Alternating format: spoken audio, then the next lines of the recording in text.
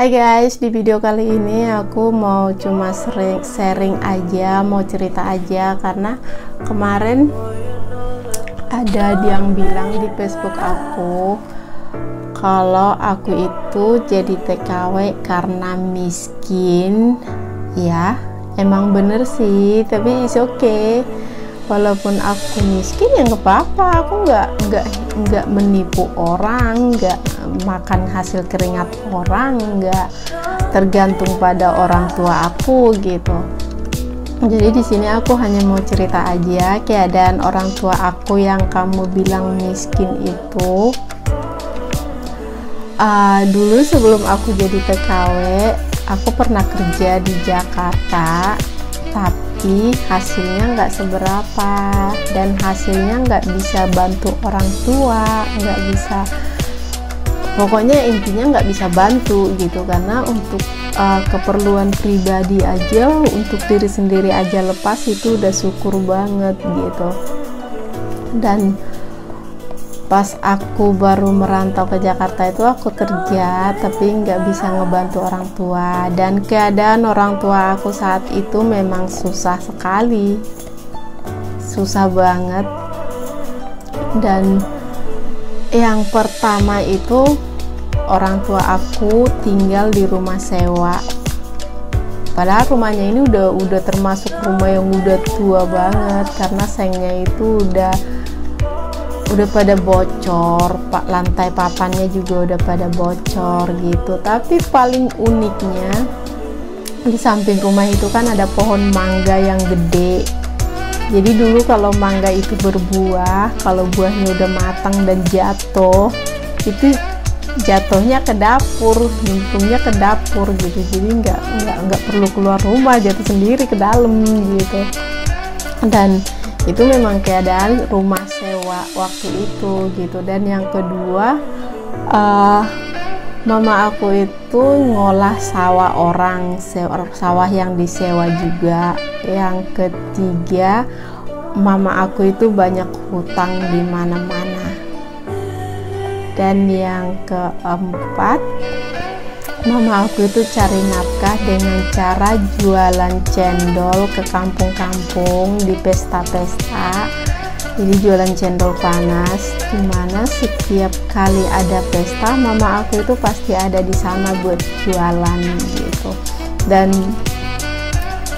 itu jualan nggak pakai gerobak ya, pakai meja dijunjung di atas kepala. Dan di dalam meja yang di atas kepala ini, mejanya kan kebalik tuh, jadi di dalam meja yang kebalik ini ada kompor, ada gula merah, ada gelas mungkin berisi 30 bijian, ada cendolnya gitu.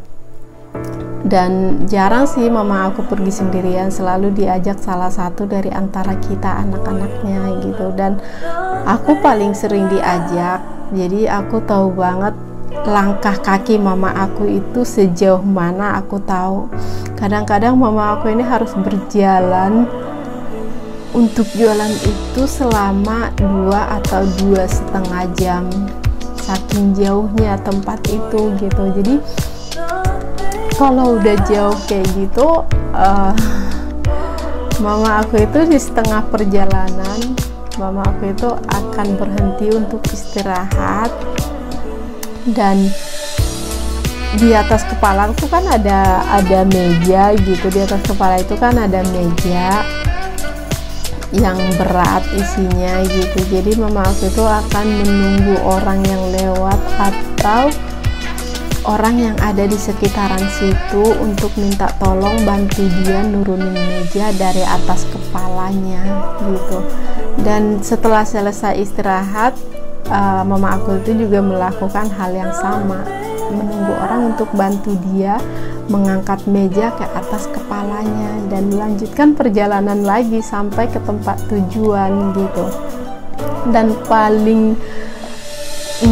paling susahnya itu kalau misalnya kampung orang yang ada pesta tersebut di atas bukit. Jadi itu memang harus sambil ngejunjung meja di kepala. Dan itu capek banget gitu. Lo bayangin lo menjunjung beja, di atas kepala ada kompor, gula, gelas, pokoknya peralatan jualannya sambil naik gunung gitu. Lo ngebayangin kan capeknya gitu. Dan kadang-kadang harus, kalau yang udah di bukit gitu, ngambil airnya tuh ke bawah gitu, ngambil air ke bawah ke sungai gitu. Jadi itu benar-benar nggak mudah gitu. Jadi keadaannya memang miskin seperti yang dikatakan orang kemarin gitu. Tapi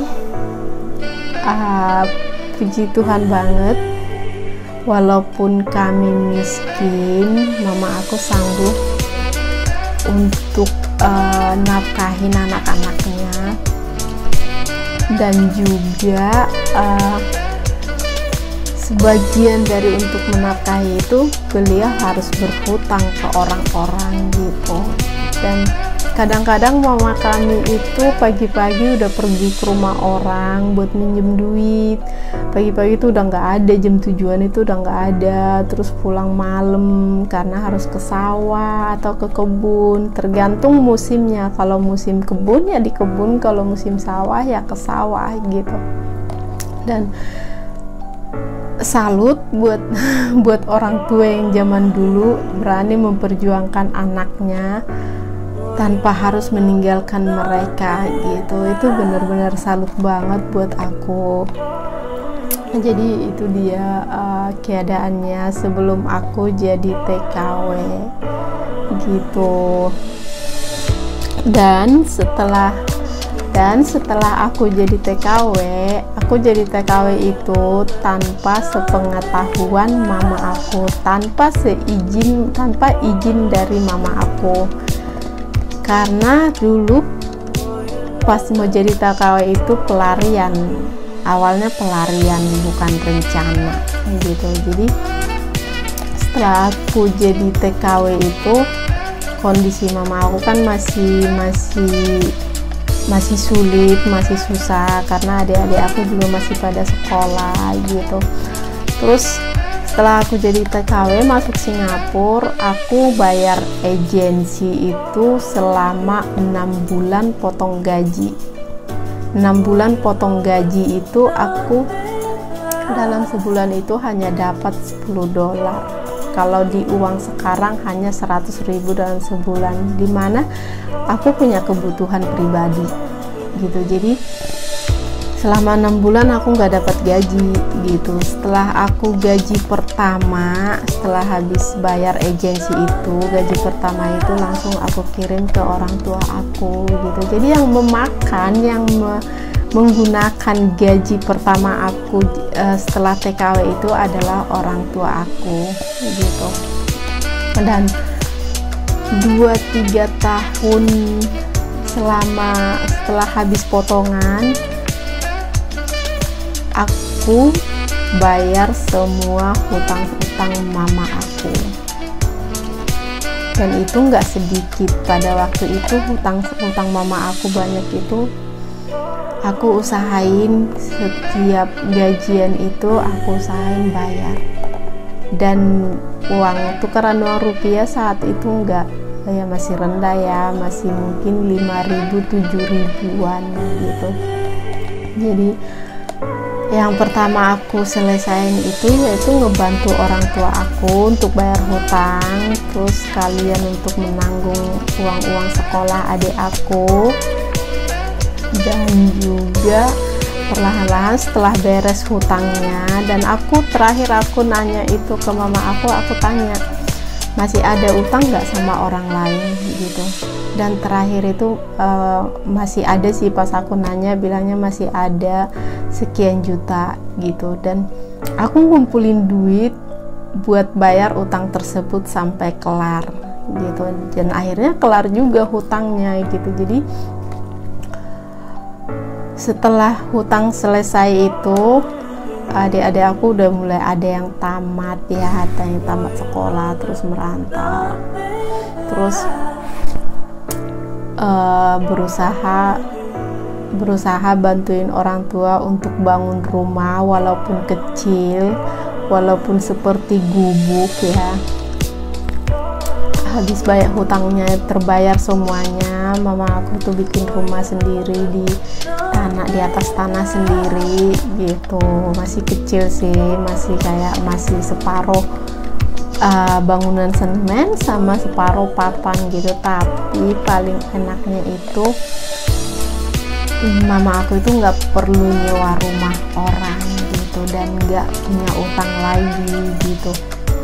Dan setelah itu perlahan-lahan kita anak-anaknya juga ngerubah rumah itu lagi, membangun rumah lagi untuk yang lebih pantas gitu.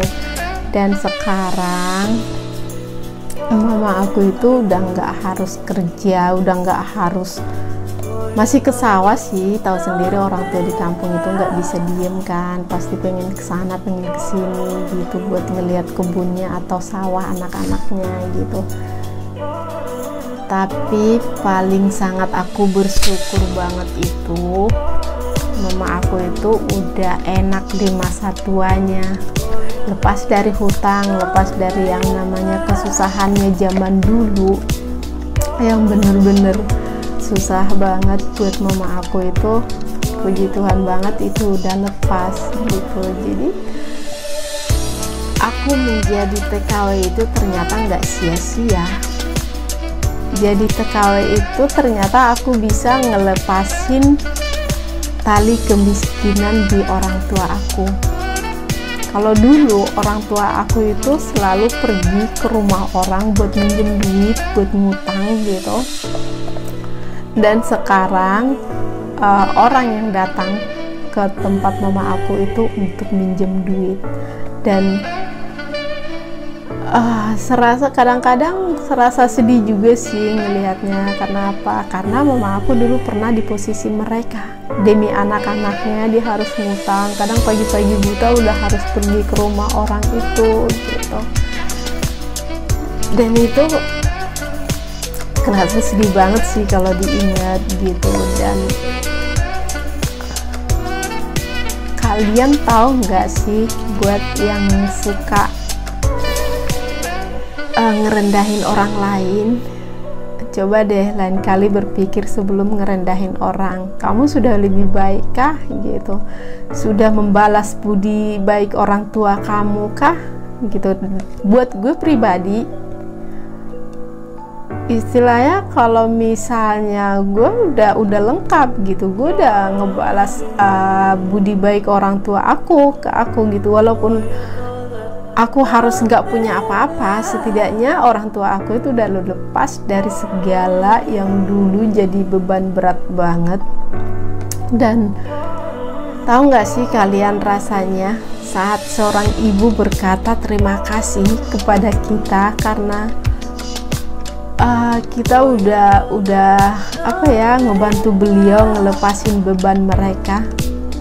Buat aku pribadi, gue ngerasa kayak kalau mama aku ngomong terima kasih ke aku, sebenarnya sedih sih, karena itu kewajiban kita untuk ngebantu orang tua kita yang udah capek-capek ngegedein kita, nafkahin kita dari lahir gitu. Jadi gue ngerasa sedih sambil bahagia banget kalau dengar mama aku itu bilang terima kasih. Karena setiap bulan itu aku kalau sudah gajian tetap aku selalu ngirimkan buat kebutuhannya gitu, buat kebutuhannya. Jadi kalau misalnya kita lagi ngobrol itu, walau kadang ngobrolnya sampai berjam-jam, mama aku itu nggak pernah lupa mengatakan terima kasih. Kalau aku selalu nelpon buat ngasih tahu kalau bulanannya itu sudah aku kirim gitu. Dan terima kasihnya itu, ucapan terima kasihnya itu sangat berharga banget buat aku. Dia orang tua aku yang sepantasnya aku harus balas budi gitu, walaupun nggak bisa seperti yang beliau lakukan ke aku. Harusnya nggak perlu terima kasih sih, karena itu sudah kewajiban gitu. Dan mungkin dari semua anak-anak mama aku itu, yang paling mengerti keadaannya itu cuman aku doang gitu. Kenapa aku doang?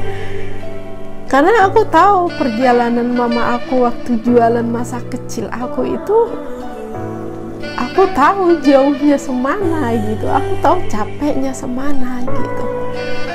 Jadi itu memang benar-benar setelah aku jadi TKW itu aku bersyukur banget gitu. Jadi orang mau ngomong katanya TKW itu miskin, ya it's okay, nggak apa-apa, karena terbukti setelah aku jadi TKW orang tua aku lepas dari kemiskinannya gitu. Karena selama aku kerja di pabrik itu aku nggak bisa berbuat apa-apa gitu. Jadi buat kamu yang suka ngerendahin orang lain, coba deh kamu ngaca, sudah berbuat apa sih kamu sama orang tua kamu?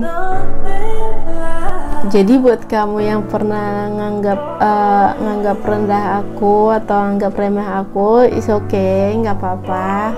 Aku cuma bisa bilang terima kasih buat kamu. Dan untuk jadi TKW itu bukan hal yang mudah dan nggak gampang gitu.